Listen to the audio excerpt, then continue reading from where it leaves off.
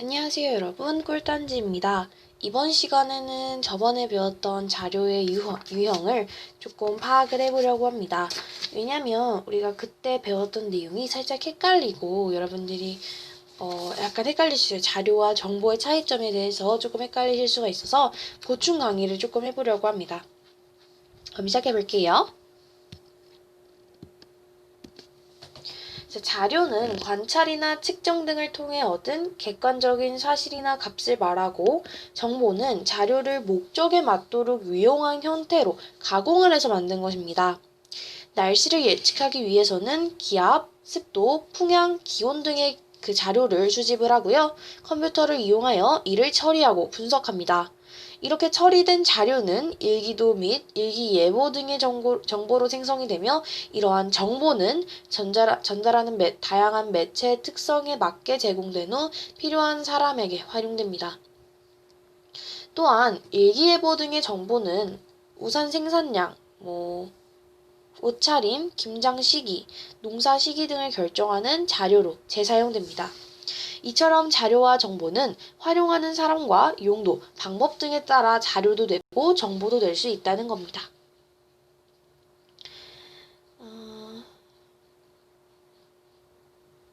네. 자, 이렇게 정보의 재사용에 관련된 내용까지 알아보았습니다. 자, 그러면 정보의 다양한 표현 방법에 대해서 알아보아야겠죠. 자, 우리는 생활 속에서 숫자, 문자, 그림, 소리, 동영상 등 다양한 형태의 정보를 접하고 있습니다. 정보는 같은 내용이라도 다양한 방법으로 표현할 수 있습니다. 예를 들어 원숭이라는 정보를 전달하고자 할 때 문자로 원숭이라고 쓰거나 원숭이의 그림, 원숭이를 닮은 그림을 그려서 표현을 할 수가 있죠. 또 소리를 내면서 원숭이의 소리를 내면서 그 동작을 흉내내어서 정보를 표현할 수도 있습니다. 이처럼 이걸 통해서 우리는 어떤 걸 알 수 있을까요? 정보는 다양한 방법으로 표현될 수 있다라는 것을 우리는 알 수가 있어요. 그리고 그 형태는 서로 다른 특징을 가지고 있으며, 정보는 사용 목적을 잘 파악을 해서 적절한 유형으로 표현을 하면 더욱더 가치 있는 정보를 생산하고 더욱더 효과적으로 정보를 전달할 수 있겠죠? 그래서 중요한 거는 제가 여기에 보라색으로 쓴 글씨예요. 정보 사용 목적을 잘 파악을 해서 적절한 유형으로 표현을 해서 가치 있는 정보를 생산하는 것이 효과적으로 정보를 전달할 수 있다는 것이죠. 자, 이렇게 우리가 정보의 다양한 표현 방법을 알아보았어요. 그러면 그것의 구체적인 예를 봐야겠죠? 총 5가지의 정보가 있습니다. 같이 읽어볼게요. 자, 가격, 몸무게, 키, 점수 등과 같이 계산이 가능한 숫자로 이루어진 정보를 우리는 어떠한 정보라고 했나요? 그렇죠. 수치 정보라고 했죠. 자, 다음. 평면 위에 선과 색채를 사용하여 사물의 형상이나 이미지를 나타낸 것으로 사진, 그래프, 약도, 포스터 등에서 많이 볼 수 있는 것은, 그렇죠. 그림 정보가 되겠습니다. 음악이나 목소리와 같이 귀를 통해서 들을 수 있는 정보는 우리는 뭐라고 부르나요? 그렇죠. 소리 정보다라고 얘기를 합니다. 자, 다음. 한글, 영문자, 한자, 숫자, 특수 기호 등으로 인간의 의사소통을 위해 규정한 기호 체계를 말하면서 신문, 책 등 각종 문서에 주로 사용되는 정보는, 그렇죠, 문자 정보가 되겠습니다. 문자 정보 기억해 주시고요. 마지막, 움직이는 영상 정보를 말합니다. 또한 정지된 영상들이 아주 빠른 속도로 연속적으로 보여주기 때문에 마치 물체가 움직이는 것처럼 보이는 정보는 동영상 정보가 되겠죠. 자, 이렇게 해서 저번에 배웠던 내용을 복습을 해보았습니다. 그러면 이번 시간에 배울 내용도 확인해 보아야겠죠? 이번 시간에는 아날로그와 디지털이라는 수업을 해보려고 해요. 아날로그라는 단어와 여러분 디지털이라는 단어 굉장히 많이 들어보셨을 겁니다. 이런 내용들을 중점적으로 해서 우리가 디지털 정보의 표현과 관련된 내용까지, 지금부터는 이제 살짝 수학적인 부분이 나옵니다. 이제부터 헷갈리기 시작할 거예요, 여러분이. 아날로그와 디지털부터 어디까지 헷갈리냐면요. 자료의 디지털 표현까지는 좀 헷갈립니다. 따라서 이번 시간에는 제대로 집중해 주시고 제가 이제 필기를 해와서 여러분들께 설명을 드리도록 할게요. 일단 같이 설명을 하면서 하도록 할게요. 아날로그는 소리, 빛, 온도 등 시간의 흐름에 따라 변화하는 값을 연속적으로 표현한다 라고 얘기를 해요. 예를 들어 온도계를 우리가 예를 들 수 있겠죠. 수은 온도계, 수은의 높이로 길이를 측정하는 수은 온도계와 찍으면 바로 몇 도입니다 하고 답이 딱 나오는 디지털 온도계, 이 두 개의 차이를 볼 수 있겠는데요. 디지털은 연속적인 아날로그 값을 유한한 개수의, 그러니까 한도가 있는 개수의 숫자나 문자로 표현한 것을 말합니다. 일상생활 속의 자료와 정보는 그 형태에 따라서 아날로그와 디지털로 구분이 되고요. 다음은 아날로그와 디지털 방식의 온도계의 예입니다. 아날로그 값은 연속된 값의 차이, 즉 눈금과 눈금 사이의 그 미세한 차이를 우리가 볼 수도 있어요. 그리고 읽는 사람에 따라 달라질 수 있다는 점에서 뭐가 떨어진다? 정확성이 떨어진다. 하지만 디지털 값은요, 실제 값에 가장 가까운 근사값을 나타내는 반면에 누구나 똑같은 값을 읽을 수 있고 명확하게 구분되는 일정한 값으로 표현을 합니다. 우리가 정보를 디지털로 표현을 하게 되면 변형될 우려가 적고요, 편집 및 가공이 쉬워집니다. 정보를 디지털로 표현을 하면. 원래는 자료를 정보로 표현하면 우리가 앞에서 배웠고, 이제는 그 정보를 디지털로 표현을 하면 이제 그 관계성을 보는 겁니다. 자, 가공이 쉽고 효율적으로 저장을 할 수 있습니다. 또한 정보기기 간에 서로 정보를 주고받는데도 굉장히 편리하겠죠? 자, 그러면 정리해 볼게요. 아날로그와 디지털에 관련된 내용을 이번에 알아보았습니다.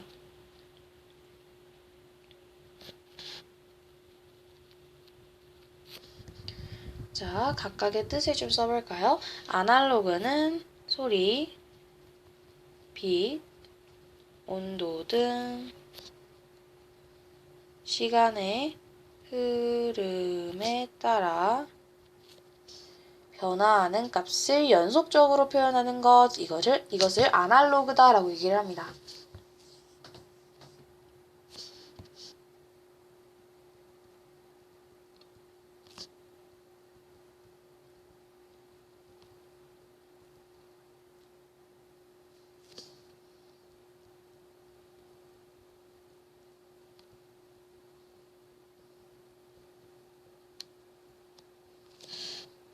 자, 그럼 디지털은 무엇일까요? 디지털은 그 연속적인 아날로그 값을 유한한 개수의, 한도가 있는 개수의 숫자나 문자로 표현한 것을 말합니다.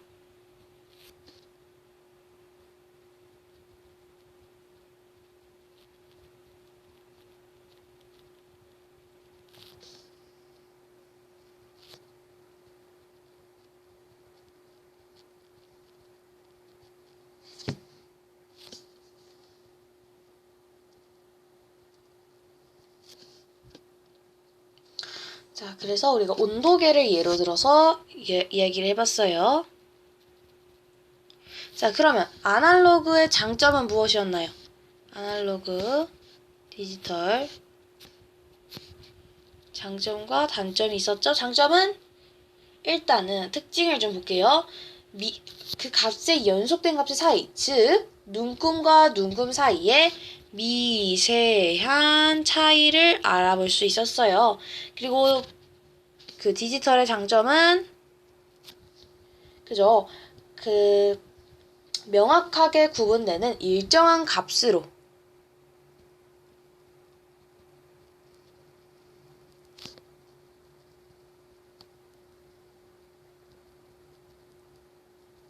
이렇게 표현이 된다는 장점이 있어요. 그러면 아날로그의 단점은 무엇이었나요? 그렇죠. 읽는 사람에 따라서 달라집니다.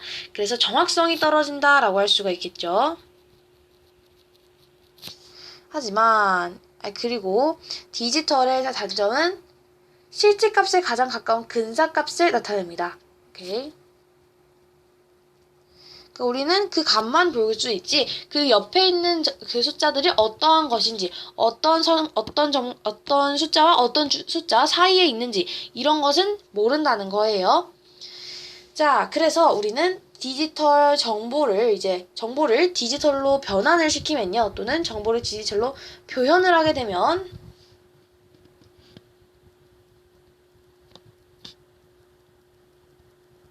정보를 디지털로 표현을 하게 되면 변형될 우려가 적어요. 그리고 편집 및 가공이 쉽습니다.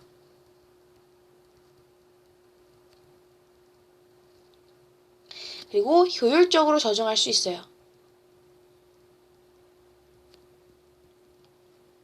그리고 정보기기 간에 서로 정보를 주고받는데도 편리합니다.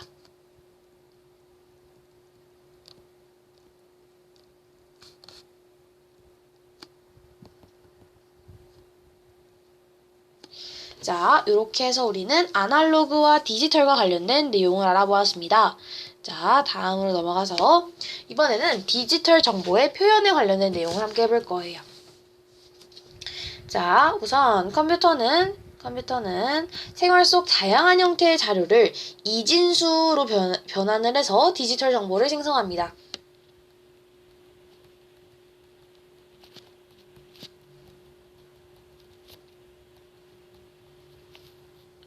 자, 이진수라는 게 무엇이냐면요. 사람 이름 아니고요.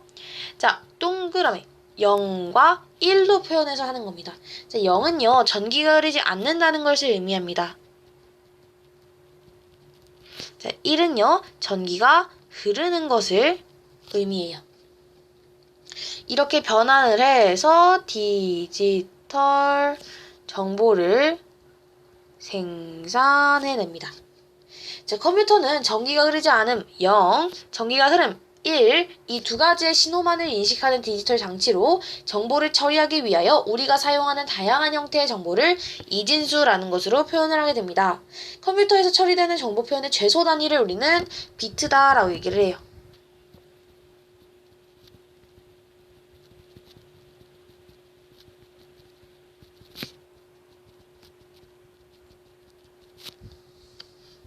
비트는 0 또는 1로 나타난 이진수 한 자릿수를 말하고 0과 1의 두 가지 정보를 표현할 수 있습니다.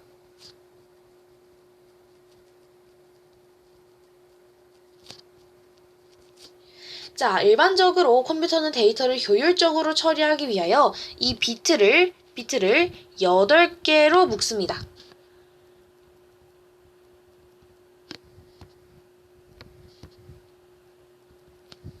자, 8개의 단위로 묶어서 처리를 하는데 우리는 이것을 바이트라고 얘기를 해요. 자, 그리고 이것을 문자 표현의 단위로 사용합니다. 그러면 자, 볼게요. 비트는 두 가지 정보를 표현을 한다 그랬어요.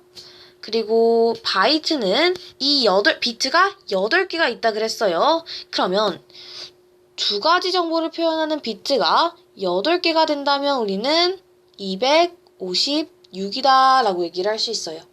따라서 이거는 무슨 말이냐면 1바이트는 256개의 정보 표현 가능하다는 거예요. 이해 가시나요? 자, 다시 볼게요. 자, 이거 헷갈릴 수 있어요. 천천히 해보도록 할게요. 괜찮아요? 자, 1비트는 두 가지의 정보를 표현을 하는데 그것이 바로 두 가지의 정보를 표현하는데 그게 0과 1이다. 자, 근데 이 두 가지 정보를 표현을 할 때 우리가 바이트로 이 비트를 묶을 수가 있었어요. 자, 1바이트는 비트가 8개가 있는 것이었죠. 그러면 1비트는 정보를 두 가지를 표현하니까 1바이트는 정보를 두 가지를 표현할 수 있는 비트가 8개가 있는 것이기 때문에 256개이다 라고 얘기를 할 수가 있는 거예요. 오케이. 이거 괜찮죠? 자, 그래서 밑에 양자 컴퓨터라는 것을 일단 보고 넘어갈게요. 양자 컴퓨터는 물리학 분야인 양자역학 현상을 이용하여 자료를 처리하는 컴퓨터입니다. 기존의 디지털 컴퓨터는 정보 처리의 기본 단위를 비트로 사용하지만 양자 컴퓨터는 0과 1의 상태를 동시에 갖는 큐비트를 우리 이것도 정리를 해보도록 할게요.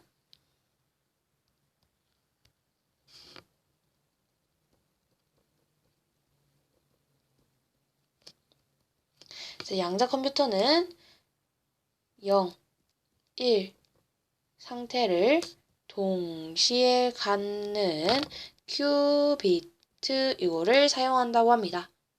이것을 정보 처리의 기본 단위로 사용하는데요. 양자 컴퓨터는 아직 생활 속에서 활용할 수 있는 단계는 아니지만 특정 분야에서 자료의 처리 속도를 획기적으로 단축할 수 있는 등 많은 잠재력이 있다고 합니다. 자, 그러면 이제 우리는 이 디지털 정보를 표현하는 방법에 대해서 좀 생각을 해보도록 할게요. 자, 여기 한번 보실게요. 자, 여기 한번 보실게요. 자, 지금 손가락을 이제 접었다 폈다로 이제 신호를 보내게 된다면 10개의 손가락을 이용해서 우리는 몇 가지의 정보를 얻을 수가 있는가? 이것이 궁금한 거였어요. 자, 손가락은 10개니까 이렇게 되겠죠? 자, 그러면 이 손가락으로 한 손가락에서 우리는 몇 가지의 정보를 얻을 수가 있습니까? 0과 1. 그러니까 여기가 하나 비트라고 생각을 해볼게요. 그러면 0과 1의 총 두 가지 정보를 얻을 수가 있죠. 그러면 요 한 손을 볼까요?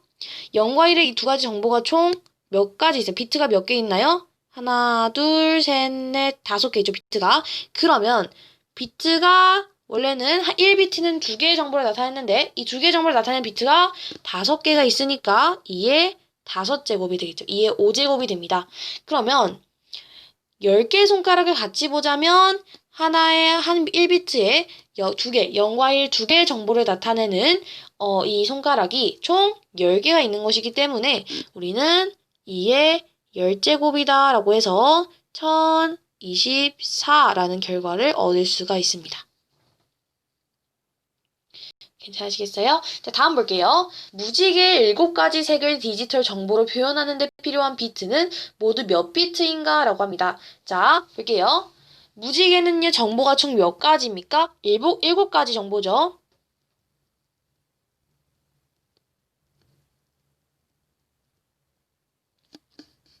우리가 1비트는 정보를 2개를 생산할 수 있어요. 1비트는 정보를 2개를 나타낼 수 있고요. 2비트는 자, 2개를 나타낼 수 있는, 2개의 정보를 나타낼 수 있는 비트가 총 2개가 있는 것이기 때문에 4개. 그 다음에 3비트는 2개의 정보를 나타낼 수 있는 것이 3개가 있는 것이기 때문에 8이 됩니다. 따라서 우리는 무지개 7가지 색의 정보를 표현하는데 필요한 비트는 총 3비트가 돼요. 하나가 남더라도 부족한 것보다는 낫겠죠. 이렇게 할 수가 있어요. 자, 이번에는 자료 처리 단위를 좀 조사를 해보려고 해요. 자, 우리가 바이트는 뭐라고 기호를 쓸 수 있었나요? 표현 단위를 B라고 할 수 있었어요.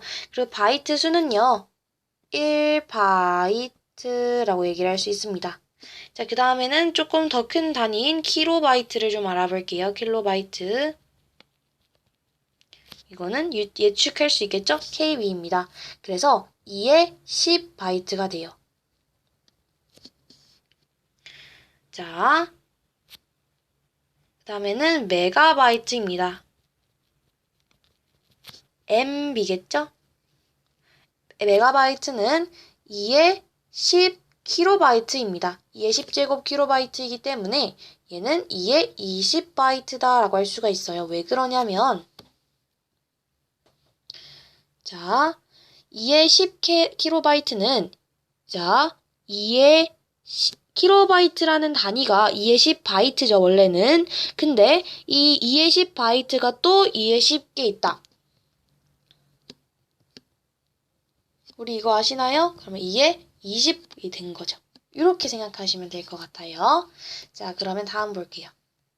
메가바이트에서 기가바이트. 내가 뭐 왔지? 기가바이트. 얘는 GB가 되겠죠. 자, 그러면 기가바이트는 2에 10메가바이트라는 거니까 자, 2에 10메가바이트는 몇이었습니까? 2에 20바이트였죠.